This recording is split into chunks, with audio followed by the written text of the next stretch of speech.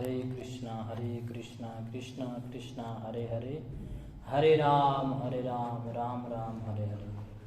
तो आज एकादशी तिथि है, तो उसके हम लोग महिमा का श्रवण करेंगे। विजय एकादशी तिथि, तो एकादशी का तिथि का जो महत्व है, उनके हम लोग क्यों एकादशी पालन के महिमा गरुड़ पुराण से हम लोग अभी श्रवण करेंगे। उसके बाद आज के एकादशी का महिमा का श्रवण करेंगे। तुलसी ब्राह्मण गावो विष्णु एकादशी खव पंच प्रवहन एव भवाब्धो मंजताम्नि नाम। विष्णु एक एकादशी गीता तुलसी विप्रोधनेव असारे दुर्ग संसारे षटपदी मुक्तिदायिनी। कि हे खगेंद्र, तुलसी, ब्राह्मण, गाय, विष्णु अर्थात एकादशी व्रत, ये 5 संसार में सागर में डूबते हुए लोगों को नौका के समान पार कराते हैं। हे पक्षी श्रेष्ठ गरुड़, विष्णु, एकादशी व्रत, भगवत गीता, तुलसी, ब्राह्मण और गौएं, ये 6 इस असार संसार के लोगों को मुक्ति प्रदान करने के लिए साधन है और इसको सेवा करने के लिए बता रहे हैं। तो एकादशी महिमा महाराज मानधाता ने वशिष्ठ जी से कहा कि जो भयंकर पापरूपी इस सूखे या गीले ईंधन को जला सकें, ऐसे अग्नि कौन है? तो यह बतलाने की कृपा करे। तीनों लोगों के त्रिविध पाप ताप के निवारण का कोई ऐसा सुनिश्चित उपाय नहीं है जो कि आपको ज्ञात नहीं हो। अज्ञान अवस्था में किए हुए पाप को सुख और जानबूझकर किए गए पाप को आद्र कहा जाता है। वह भूत वर्तमान अथवा भविष्य में कैसा ही क्यों न हो और किस अग्नि से दग्ध हो सकता है, यह मुझे बताइए। तब वशिष्ठ ऋषि ने मानधाता को कहा कि हे निपश्रेष्ठ राजन, सुनो। जिस अग्नि से शुष्क एवं आर्द्र दोनों पाप पूर्णतः दग्ध हो सकता है, वह उपाय मैं बताता हूँ। कि जो मनुष्य भगवान विष्णु के दिन अर्थात एकादशी तिथि आने पर जितेंद्रिय हो और उपवास करके भगवान मधुसूदन की पूजा करता है, वह पापों को धो बहा देता है। एकादशी नामक अग्नि से पातक रूपी ईंधन 100 वर्षों तक संचित हो तो भी शीघ्र ही भस्म हो जाता है। मनुष्य जब तक भगवान पद्मनाभ के शुभ दिवस एकादशी तिथि को उपवास पूर्वक व्रत नहीं करता, तभी तक इस शरीर में पाप ठहर पाते हैं।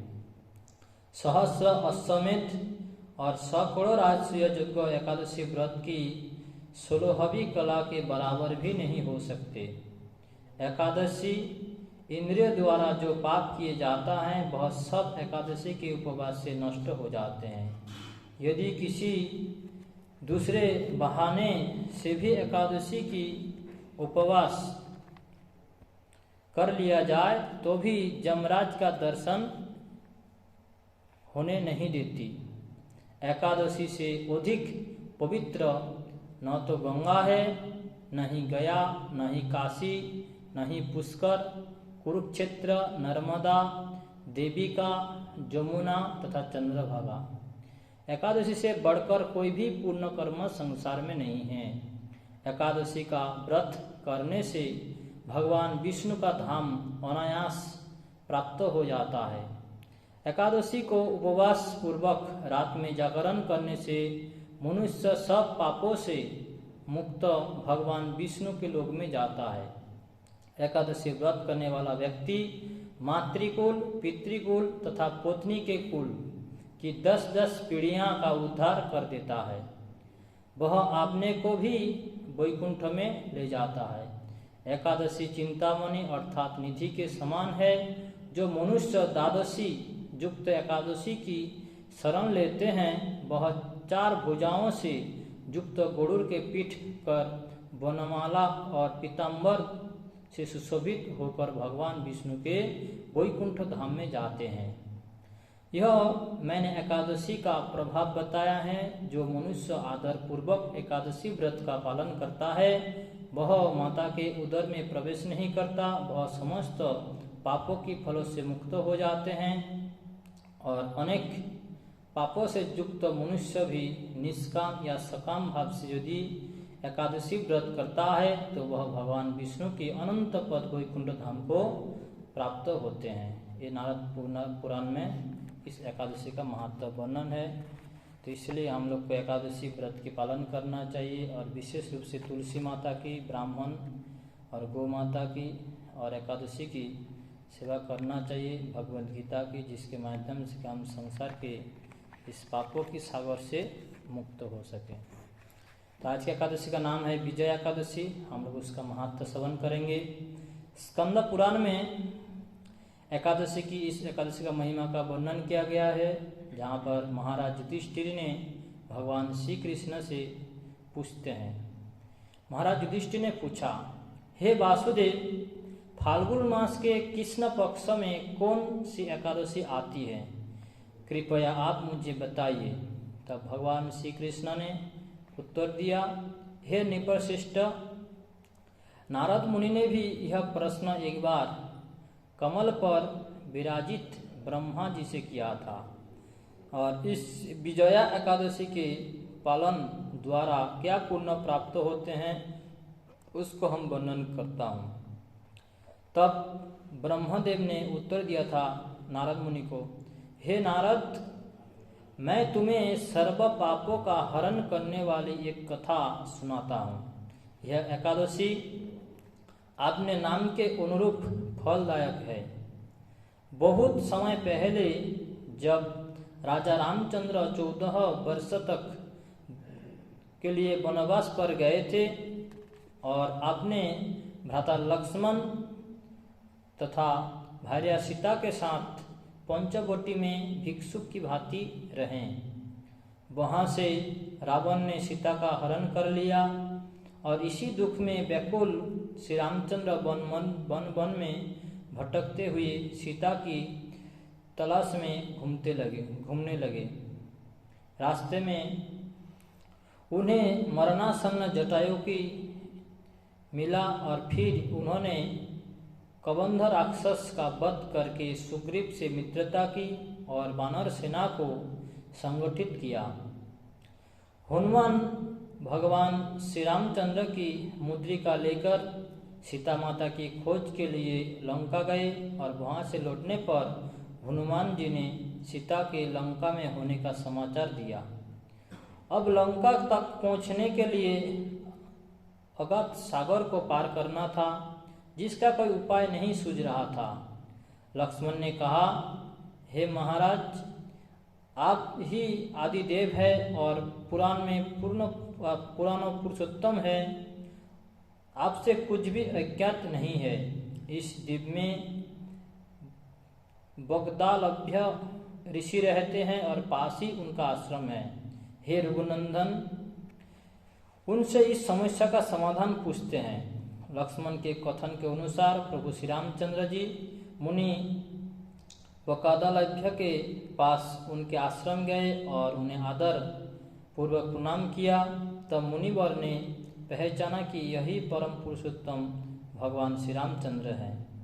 मुनि ने भगवान के आगमन का कारण पूछा और भगवान ने उत्तर दिया कि हे ब्राह्मण, मैं यह लंका पर चढ़ाई करने के लिए, रावण का संहार करने के लिए आया हूँ। कृपया करके इस अगाध सागर को पार करने का उपाय बताइए।